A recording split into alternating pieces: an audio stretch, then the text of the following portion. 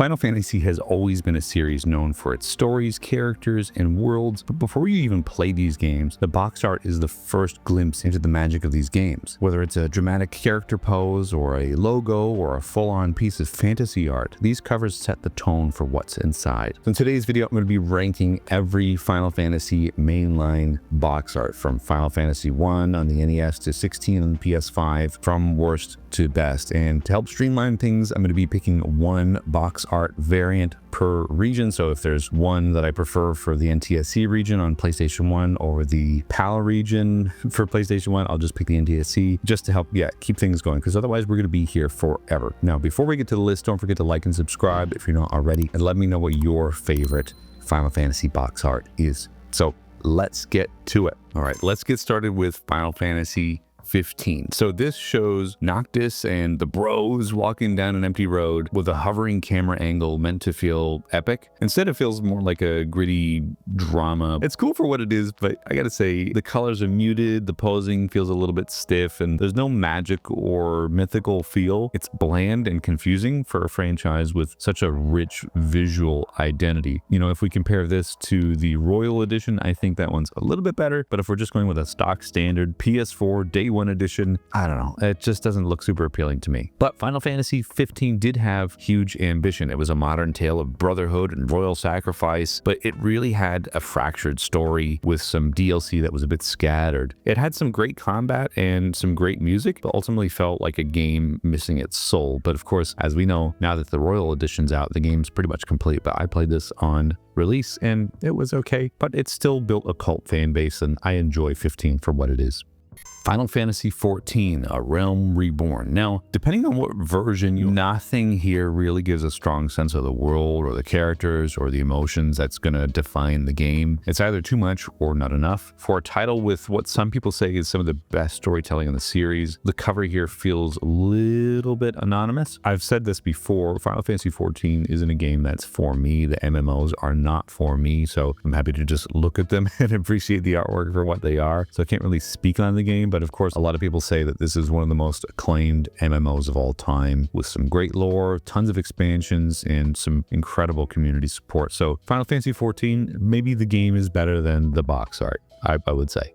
Final Fantasy 11, another MMO. In fact, the first MMO. Now, the North American cover art shows a pale white background with a barely visible silhouette of characters. It feels like placeholder art, honestly, and not the portal to like an epic online world that everybody has said it, was and still is, honestly. There's nothing really here to suggest magic or exploration. It just kind of looks empty, and yeah, for better or worse, I think it's just a product of its time. I do like the logo, though. I think it's pretty cool. But as the series' first MMO, I mean, it's built a passionate niche community with some great systems, and again, still active today. But I would say for a newcomer, it might not be super approachable, and maybe the story is hidden behind a wall of grind. Again, it's MMOs are just not for me, so I can appreciate it for what it is. But yeah, at least the box art's kind of cool.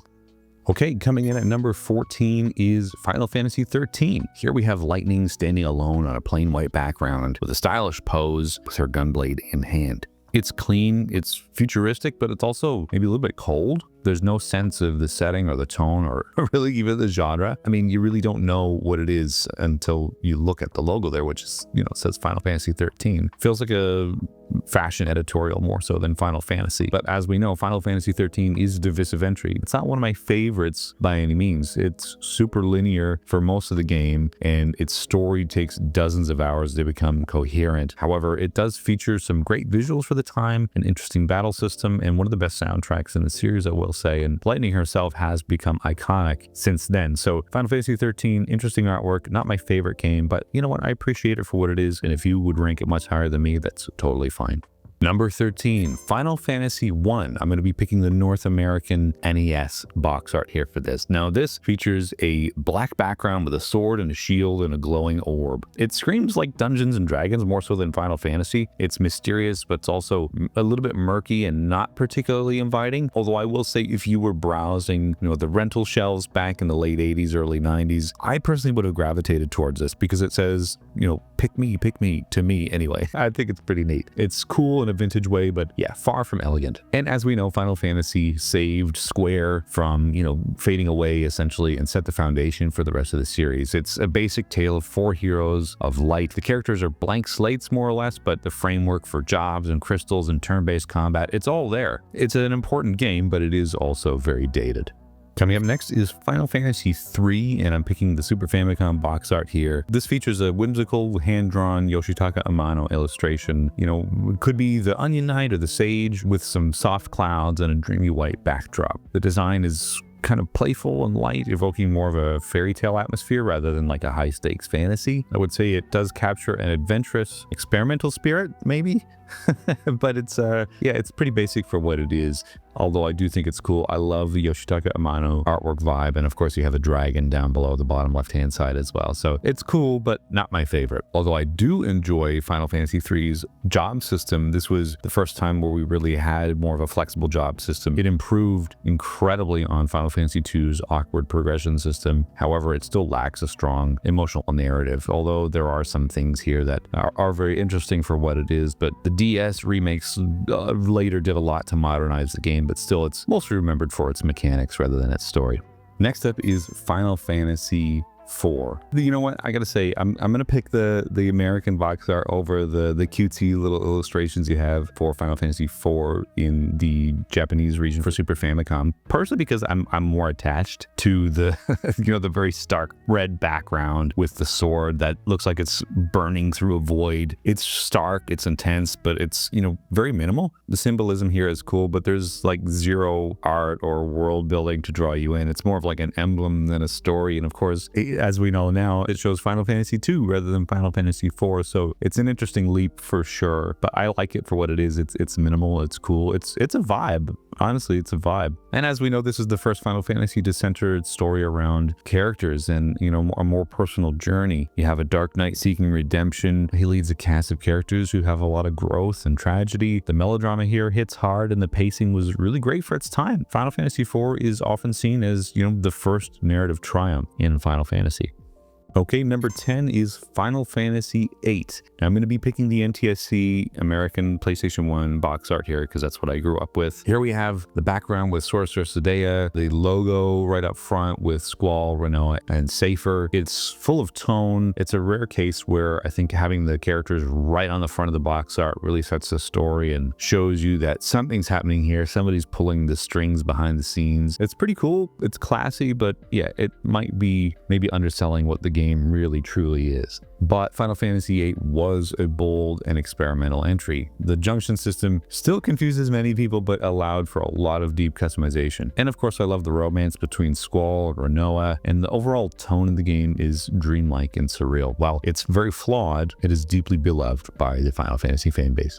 Number 9, Final Fantasy Tactics. Here we have a bunch of allies marching under a gothic arch in a desaturated scene that feels like it's ripped from a medieval manuscript. And of course, that's kind of done on purpose, I guess. It's quiet, but it's full of tone. It's a rare case where I think simplicity serves the atmosphere perfectly. It tells you everything. There's war happening. There's weight to the world. It's kind of a unique presentation, honestly. And I love the Final Fantasy Tactics logo at the very top of the box art as well. It's a really great presentation. Now, this is a game that I have finally bought for PlayStation 1. I'm going to get into it here soon, and of course, especially with the remake or remaster that's coming later in 2025. But this is a famous game known for the RPG tactical atmosphere and the storytelling. There's betrayals, conspiracies, and class warfares, and the job classes here are endlessly deep, and the music I know is really beautiful. It's one of the most critically revered spin-off titles in gaming, let alone the Final Fantasy series. It's a great game.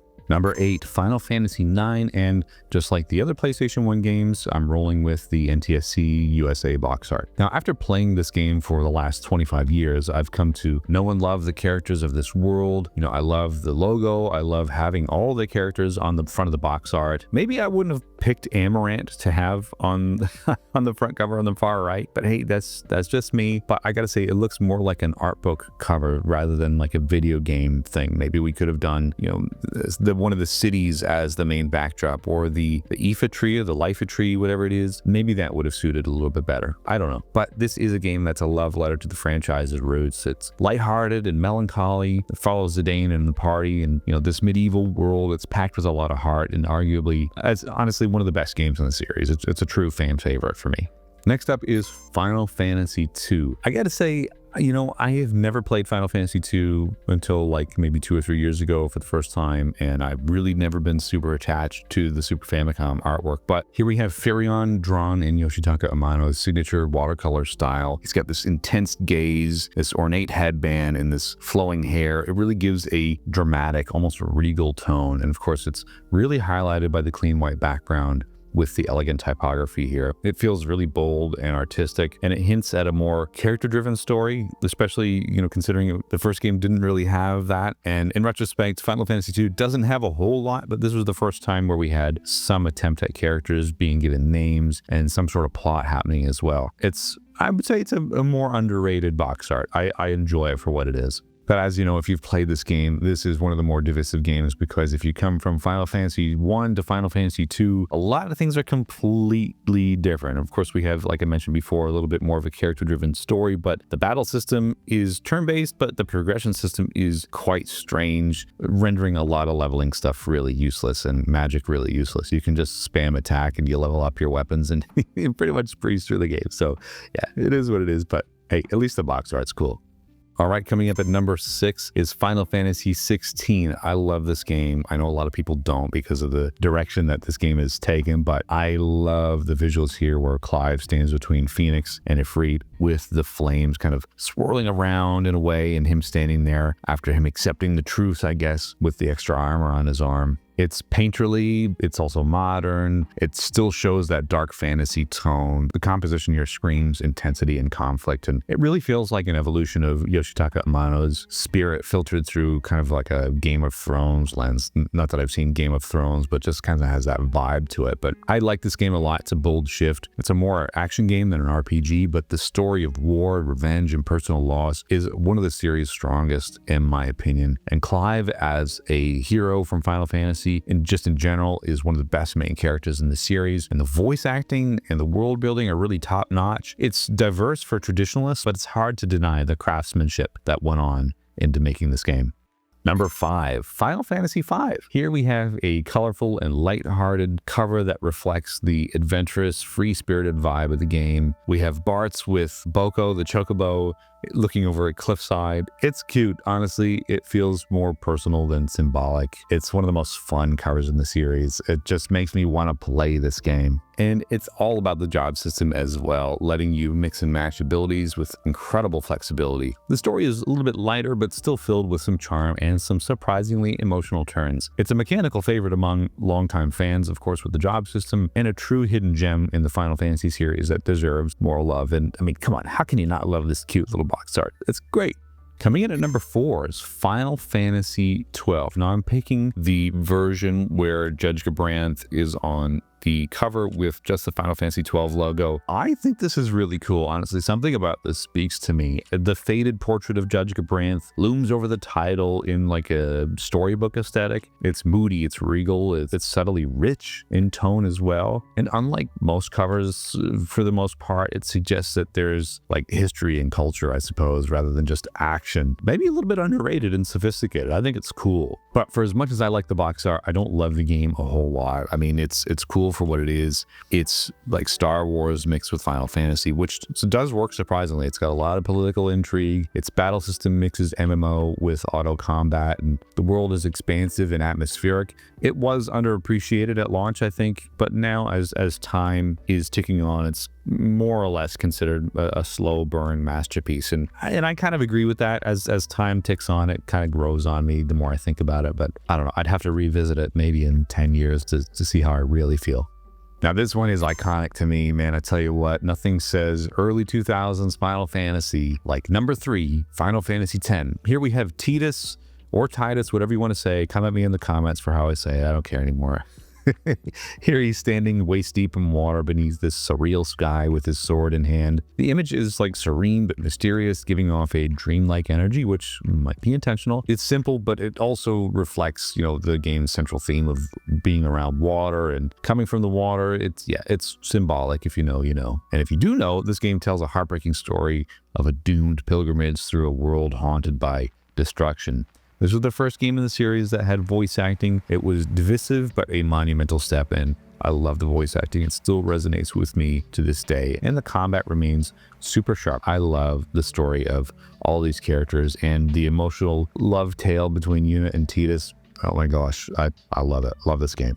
Number 2, Final Fantasy VII. Now, I'm going to be picking, again, the PlayStation NTSC box art. This is what spoke to me as a kid. If you watched my Final Fantasy VII Changed My Life video, you kind of understand where I'm coming from here. But in this photo, we have a depiction of Cloud standing before the Shinra headquarters with the iconic Buster sword in hand, ready to take it all down. It's bold, it's minimal, it's unforgettable. And of course, while it's a little bit visually spare, it tells a story in a single image. This is where a lot of people first met Final Fantasy, me included. Again, watch that video to understand where I'm coming from here. It's an amazing, iconic piece of box art. And Final Fantasy VII changed everything. It was a cinematic 3D epic filled with iconic characters, a world-spanning plot, and one of the most infamous twists in gaming history. Its polygonal visuals may not have aged very well, but its impact will never deteriorate over time. And the remake series only proves how much people still love and care about this game. Final Fantasy VII changed it all for me.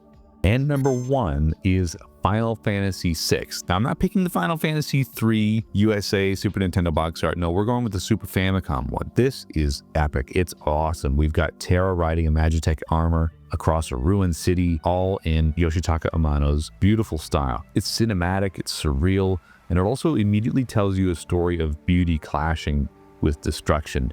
No other box art in the series, I would say, balances the tone and the style and the world building quite as perfectly as this one. It's not just a great cover, it's a really great piece of fantasy art, period. I'm also a really big fan of Roger Dean's artwork from the band Yes and Asia. If you're familiar with that, I love that fantasy artwork. And honestly, I think loving that was a gateway to loving a lot of the Final Fantasy artwork from Yoshitaka Amano, especially these early days. It's beautiful stuff. I'm not a super big art fan, but man, I know a good piece of art when I see it, and this is one of them. And as we know, Final Fantasy VI is cited as the pinnacle of 2D JRPG storytelling. It's got an amazing cast of characters, but each one feels meaningful to the story. And of course, Kefka is one of gaming's most terrifying and unpredictable villains. It's dramatic, it's operatic, and man, the game is unforgettable. I love the artwork and I love the game. So thanks so much for watching the list today. I hope you guys got something out of it. It was a really fun exercise for me to go from top down and figure out what is the best one. And I'm pretty happy with my number 1 pick. So thanks again for watching. Don't forget to like and subscribe. We'll see you again on another video next week. Bye-bye.